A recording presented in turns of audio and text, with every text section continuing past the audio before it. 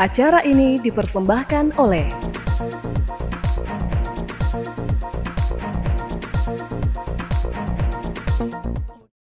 Halo pemirsa, senang sekali saya Putri Najwa dapat kembali menyapa Anda dalam Unas Daily. Dalam beberapa menit ke depan, kami akan menyajikan berita terpercaya hanya untuk Anda. Pameran spesial dalam rangka Disnatalis ke-50 penerbitan kampus PK Identitas Universitas Hasanuddin digelar Sabtu 28 November 2024 di Ballroom Unhas Hotel and Convention. Pameran ini menjadi bagian dari Malam Ramah Tamah bertajuk Merangkai Peradaban Sivitas yang memperingati perjalanan panjang PK Identitas Unhas sebagai pewaris sejarah Universitas Hasanuddin. Berikut liputannya. Dies Natalis ke-50 penerbitan kampus PK Identitas Universitas Hasanuddin Makassar menghadirkan koleksi bundel dokumentasi perjalanan Unhas sejak tahun 1974 hingga 2024.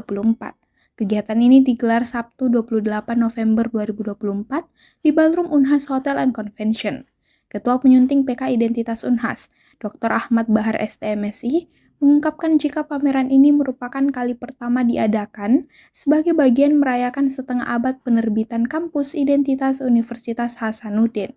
Ini menggambarkan dokumentasi perjalanan Unhas yang terekam di penerbitan kampus. Dalam rangka ulang tahun penerbitan kampus Identitas yang ke-50, ulang tahun emas, selain melakukan reuni juga menggelar pameran yang isinya itu menggambarkan sebetulnya secara keseluruhan dokumentasi perjalanan Unhas dari awal berdirinya itu terekam semua di penerbitan kampus Identitas. Buletin dan penerbitan yang ada di Identitas itu merekam semua kejadian-kejadian, peristiwa-peristiwa dari tahun 1974 hingga tahun 2024 ini, semua terekam dalam bundel yang kami simpan dengan rapi. Itulah kami cuplik satu persatu untuk kami pamerkan di sini peristiwa-peristiwa penting yang pernah terjadi di Unhas. Nah, selanjutnya Unhas sekarang bundel-bundel tersebut yang dulu masih berupa koran, sekarang sudah kami digitalisasi. Jadi bisa dilihat koran-koran yang sudah lama itu dalam bentuk digital. Tujuannya apa? Kami ingin menjaga sejarah Unhas yang terekam di penerbitan kampus Identitas. Ditambahkan AB, sapaan akrabnya, juga berharap PK Identitas tetap menjadi wadah belajar, mengasah kemampuan jurnalistik, dan menyebarluaskan informasi di tengah perkembangan teknologi komunikasi yang terus berubah. Selain pameran, Redaktur Pelaksana PK Identitas Unhas, Muhammad Nur Ilham, menekankan keunikan perayaan tahun ini. Untuk temanya seperti itu, tiap tahun itu ada seperti peristiwa viral pada masanya, ya. Bahasa kerennya seperti itu. Jadi kita di Identitas itu ada namanya bundel. Jadi kita mengarsipkan berbagai terbitan yang terbit di selama setahun itu, dan kita riset kembali untuk kita tampilkan di momen spesial ini di perayaan ulang tahun ke-50 Identitas Unhas. Jadi dalam mencari arsip-arsip ini kita juga telah kira-kira di tiap tahun itu bagaimana apa yang viral di masa itu. Seperti salah satunya di sebelah sini adalah tahun identitas sejarah, itu salah satunya juga. Dan juga ini seperti ini. Pameran ini memamerkan beragam peristiwa viral pada masanya yang terdokumentasi dalam penerbitan kampus Identitas, seperti momen bersejarah Universitas Hasanuddin hingga berita-berita penting lainnya. Pameran khusus ini menjadi bukti peran PK Identitas sebagai saksi perjalanan Universitas Hasanuddin. Ditambahkan Muhammad Nur Ilham, dengan berbagai terobosan, PK Identitas Unhas terus beradaptasi untuk menjaga eksistensi dan relevansinya dalam dunia jurnalistik kampus. Feni Septiani Samuel, Unhas TV. Pemirsa, Universitas Hasanuddin Makassar melalui Sekolah Pasca Sarjana akan segera membuka Prodi Ketahanan Nasional pada tahun ajaran 2025-2026. Prodi ini menargetkan di mahasiswa pada tahapan pertama. Universitas Hasanuddin Makassar akan membuka program Magister Ketahanan Nasional pada semester genap tahun ajaran 2025-2026. Hal ini menjadi kabar bahagia bagi para calon magister karena prodi ini digadang-gadang memiliki banyak peminat. Bagaimana tidak, program Magister Ketahanan Nasional yang diinisiasi Unhas adalah yang pertama untuk di Indonesia Timur atau di luar Pulau Jawa. Dengan mengusulkan 56 sistem kredit semester atau SKS, prodi ini nantinya akan menargetkan mahasiswa sebanyak 40 orang pada penerimaan pertama dengan menghadirkan dosen dari berbagai kampus selain Unhas, seperti dari Universitas Indonesia. Tak hanya itu, pembukaan prodi baru untuk jenjang S2 ini telah banyak mendapat dukungan, ditandai penandatanganan MOU dengan sejumlah pihak, seperti dengan Universitas Pertahanan dan DPDIK Lemhanas Sulawesi Selatan. Dekan Sekolah Pasca Sarjana Unhas, Profesor Dr. Budu PhD SPM, berharap dengan akan dibukanya program Magister Ketahanan Nasional, bisa memberikan pelayanan pendidikan yang baik bagi calon magister.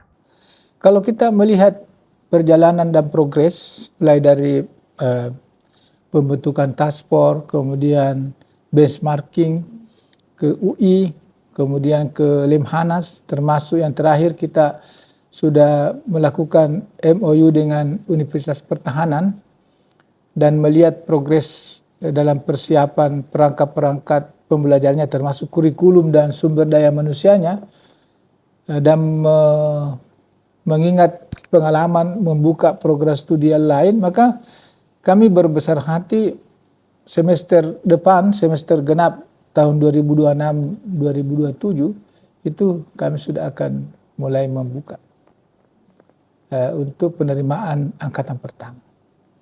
Yang biasanya itu satu kali menerima, kita berharap ada sekitar 30 sampai 40 orang. Seperti layaknya juga prodi baru kami itu S2 kriminologi, sebetulnya mirip lah. Ada pasarnya begitu, itu langsung peminatnya banyak. Pendaftar silakan mendaftarlah sebanyak-banyak, tapi untuk kuota penerimaan semesteran itu kita dibatasi. Karena ada namanya rasio antara mahasiswa dengan dosen. Ya, kita paling banyak 40. Ya, tapi kita harap itu sampai 30. Sekalipun membuka prodi ini, kalau sudah ada mahasiswa 10, itu sudah kita bisa jalankan, tapi harapan kita jangan 10. Kalau perlu minimal 30 lah begitu ya. Selain program Magister Ketahanan Nasional, ada 2 prodi baru yang telah dihadirkan di Sekolah Pasca Sarjana Unhas, yakni Teknik Biomedik dibuka pada akhir tahun 2023 dan Kriminologi awal tahun 2024.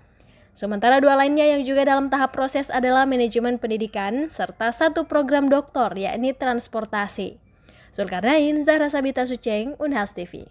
Festival Komukino kembali digelar, memasuki gelaran ke-10 dengan mengusung tema Jateng Bunga Komukino Sukses, menggabungkan berbagai aspek mulai dari budaya, seni, kuliner, dan teknologi. Kembali hadir di tahun ini, gelaran Festival Komukino yang ke-10 sukses digelar. Mengusung tema Jateng Bunga, ajang tahunan yang diinisiasi oleh mahasiswa Ilmu Komunikasi Universitas Semarang, hadir untuk mempromosikan kekayaan budaya Jawa Tengah. Dengan pendekatan yang inovatif, Komukino ke-10 menggabungkan berbagai aspek mulai dari budaya, seni, kuliner, dan teknologi. Sebetulnya output untuk mata kuliah komunikasi pemasaran terpadu ini untuk semester 5. Kemudian kita juga berkolaborasi dengan mata kuliah manajemen acara. Nah, kita berkolaborasi dari kelas pagi dan sore dan anak sore manajemen acara. Nah, ini untuk sebetulnya secara pribadi ini benar-benar sangat bermanfaat dan berguna buat anak-anak muda zaman sekarang ya, karena di era-era sekarang yang serba digital dan serba modern, jadi ini juga secara pribadi agar kita juga sebagai anak-anak muda ikut berkontribusi dalam pelestarian budaya terkhusus di Jawa Tengah. Untuk di sini kami itu untuk komunikasi pemasaran terpadu ini dibagi 6 kelompok. 6 kelompok itu berdasarkan 6 karisidenan di Jawa Tengah. Yang pertama itu dari Semarang, Pati, Banyumas, Surakarta, Pekalongan, dan Kedu. Berbagai rangkaian kegiatan turut mewarnai acara itu, seperti festival kuliner yang menyajikan makanan inovasi khas Jawa Tengah, festival budaya, lomba budaya kreatif seperti desain batik, tari, dan cover musik Jawa Pop, fashion show batik, dan pertunjukan seni tradisional yang merupakan kolaborasi mahasiswa dengan desa wisata. Tak hanya itu, di tahun ini Komukino hadir dalam siaran langsung selama 10 jam dan memungkinkan banyak orang untuk dapat mengikutinya. Wakil Dekan FTIK USM Fajrianur Fanani turut mengapresiasi karya para mahasiswa. Tadi saya banyak beli di Karisidenan mana tadi ya? Pati saya beli tadi ya. Kemudian di Karisidenan Surakarta ya. Menarik semua ya saya kira ya di sana ya. Ini menariknya gini ya, bagaimana produk yang sifatnya tradisional ya itu bisa dikreasi ya oleh teman-teman mahasiswa di sini, yang mana itu sebetulnya nggak diajarkan ya di kurikulum kita ya di S1 Ilmu Komunikasi ya, mengkreasi makanan ya. Jadi saya kira ini kreativitas yang luar biasa ya, karena walaupun nggak diajarkan ya, tapi mahasiswa bisa inovasi, bisa berkreasi ya untuk kemudian memodifikasi jajanan makanan tradisional ya, agar bisa lebih diterima oleh masyarakat. Harapan saya ini kalau bisa semakin baik, semakin besar, tentu manfaatnya bagi mahasiswa itu juga semakin bagus juga ya, semakin besar juga. Pemirsa, berita tadi sekaligus menutup perjumpaan kita pada hari ini. Jangan lupa untuk terus saksikan UNAS Daily hanya UNAS TV. Saya Putri Najwa mewakili seluruh kru yang bertugas pamit undur diri dan sampai jumpa.